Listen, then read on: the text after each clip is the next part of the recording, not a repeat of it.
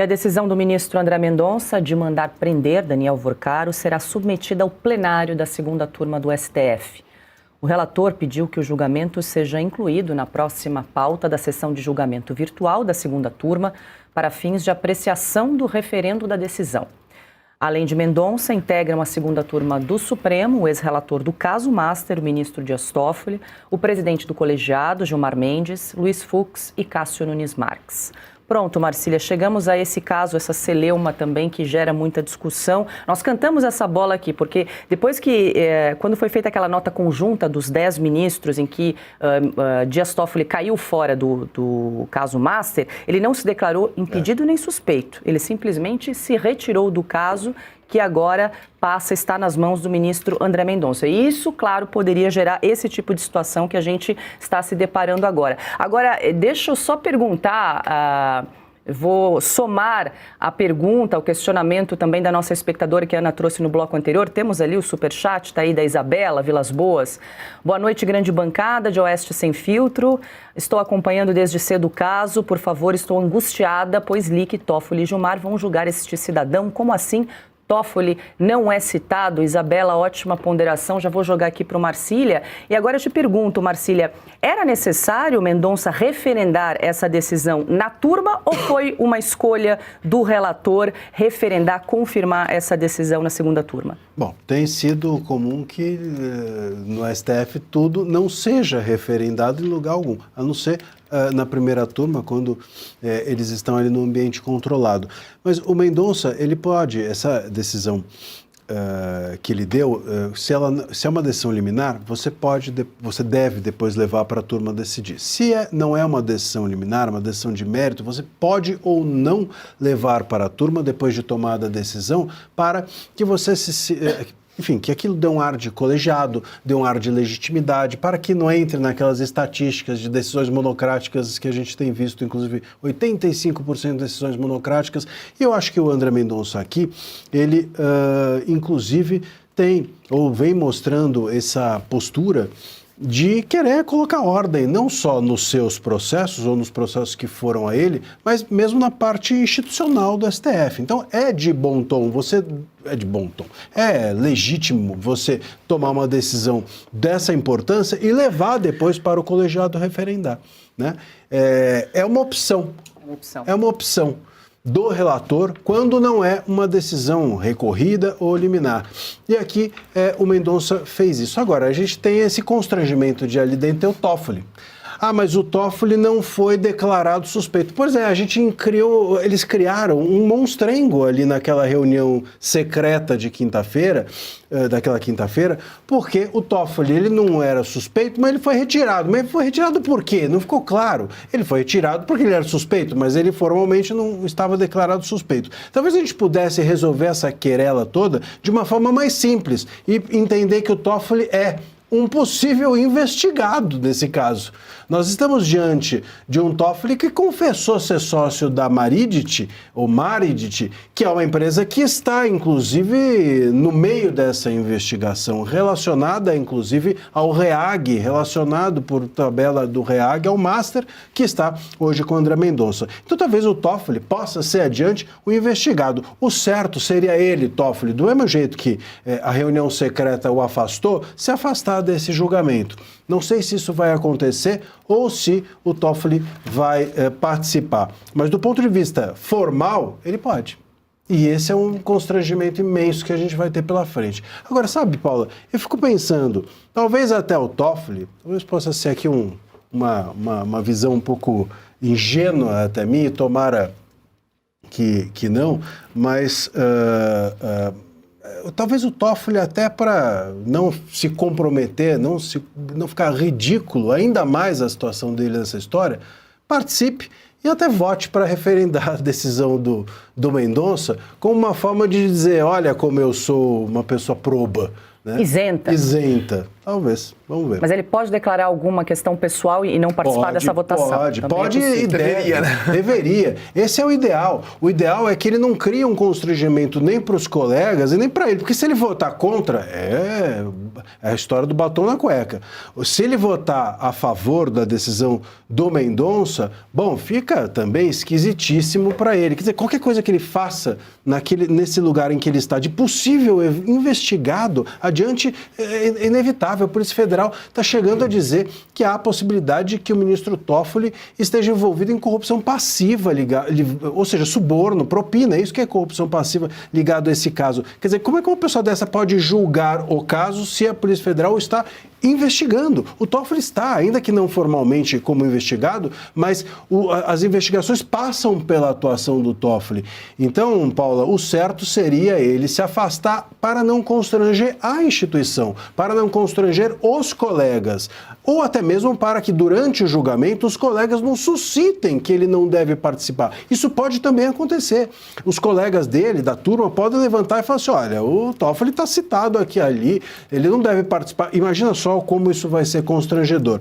Então, talvez eles resolvam isso em alguma outra reunião secreta, talvez eles permitam que o Toffoli participe do julgamento, mas para que se mostrar, como eu mencionei, probo, seria uma espécie de tentativa de limpar a barra do Toffoli, mas acho muito difícil que ele participe e vote contra o Mendonça. Ô Piotto, agora, já que foi opcional essa decisão do ministro André Mendonça de levar para o colegiado para referendar essas prisões, será que o Mendonça está ali tentando medir a temperatura, mapear o tamanho do apoio interno que ele tem nessa segunda turma ao levar essa decisão ao colegiado? E mais, ele optou por uma sessão plenária virtual e não presencial, talvez até para evitar um eventual possível bate-boca entre os ministros? O fato de ser virtual, que eu particularmente não gosto, não gostava em outros casos, também não vou gostar desse. Acho que tem que ter debate, sim. É um plenário, ou seja, é um colegiado, tem que haver troca de ideias. É do debate, inclusive. Até porque alguém pode, eventualmente, mudar de opinião de acordo com o argumento de um colega. Em votações do Supremo, até que todos votem, obviamente, alguém pode mudar de opinião. Mas eu acho que há um cálculo aí, sim, para evitar esse eventual bate-boca.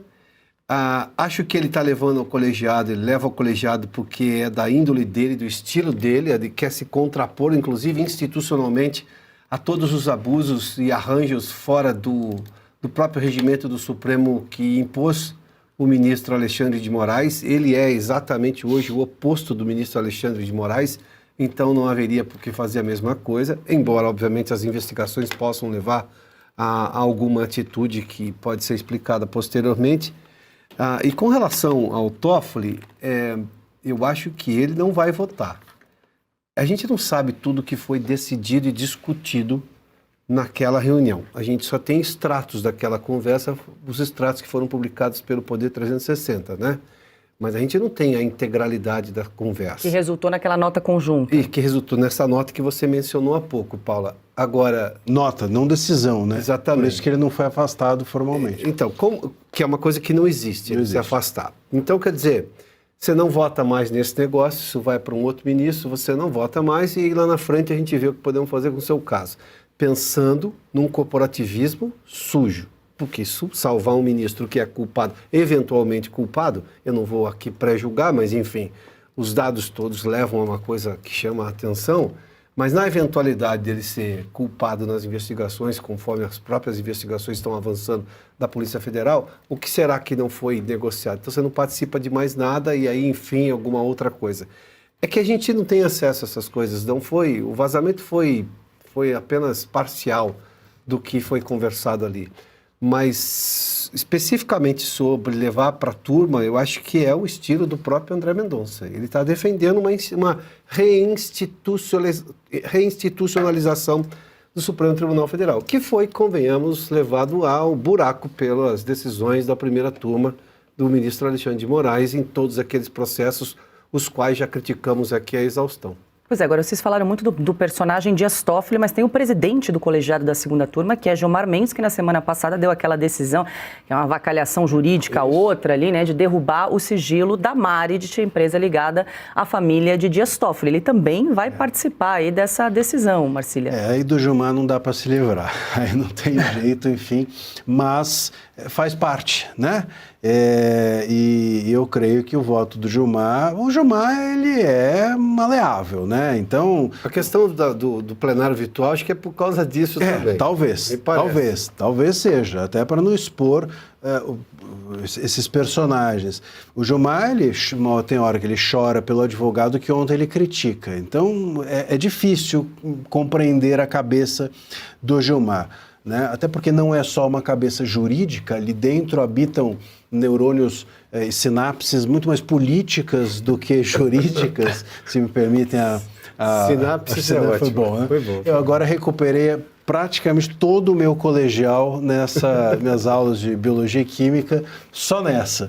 De qualquer maneira, o Gilmar Mendes vai participar. Faz parte, enfim, mas creio que ele não há a menor chance de haver uma maioria contra o Mendonça. A decisão do Mendonça, veja, a gente precisa entender da seguinte maneira. Primeiro que, até mesmo, se o Mendonça acreditasse que não tinha chance da sua decisão ser mantida, não sei se ele faria esse gesto de levar, né, a turma, ou levar tão proximamente a sua decisão. E talvez levar tão próximo da sua decisão já seja um gesto de, olha, a opinião pública toda está favorável à decisão que eu tomei. Vocês vão voltar atrás? Fica muito chato, todos se expõem. Acho que é muito difícil que isso ocorra. Agora, seja o Gilmar, seja o Toffoli, seja quem for, a decisão do André Mendonça é impecável. Não tem como discutir. Veja, você tinha uma pessoa que estava com a tornozeleira em casa, comprando influenciadores num dia, ameaçando o jornalista de quebrar os dentes no outro, ameaçando a empregada, ameaçando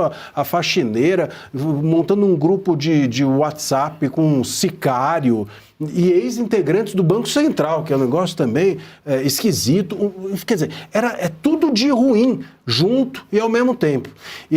Então, é muito difícil pegar essa decisão do Mendonça e falar, não, como o Gonê fez, não tinha urgência. O Gonê tomou um pito e do Mendonça não é à toa. O Mendonça não é um cara de ficar dando bronca nos outros. A gente já viu isso, inclusive em sessão. Ele não é. Ele é um cara... Foi até elegante. Ele falou lamento. Lamento. O entendimento. Ele foi elegante. Ele é elegante, né? Ele é sempre muito polido e tudo mais. Então, mas nem o Mendonça se segurou, né? Deu-lhe um sarrafo no Gonê, e creio que os demais ministros sabem que a opinião pública daria um sarrafo em todos os ministros que contrariassem essa decisão. Sim, claro. do Mendonça. Veja, nós tivemos aqui, sem querer furar a pauta, mas a gente teve aqui uma notícia de que um dos envolvidos tentou, inclusive, se matar dentro da cadeia. Isso é por quê? Porque eles sabem que essas prisões não vão ser revogadas. Não tem mais jeito, agora já foi, porque é uma prisão legítima do início ao fim. Nós temos aqui pessoas que estavam ameaçando jornalistas do Globo, pessoas ligadas ali à família dele próprio, empregada, etc., tentando entrar no sistema do FBI, Interpol, quer dizer, onde a gente está? É um negócio de gangue. Eu estava vindo aqui para o Sem Filtro, na Paulista, e no taxista, ouvindo discussões no rádio, né? E a pessoa falando assim, o capanga do Vorcaro, quer dizer, a gente está num lugar que parece faroeste, o capanga do Vorcaro. Como é que você uma turma revoga uma decisão dessa? Então o Vorcaro, ele está preso e vai estar preso por muito tempo. Tanto que as pessoas estão falando da tal delação premiada do Vorcaro, justamente porque sabemos todos que muito dificilmente dessa vez vão soltá-lo.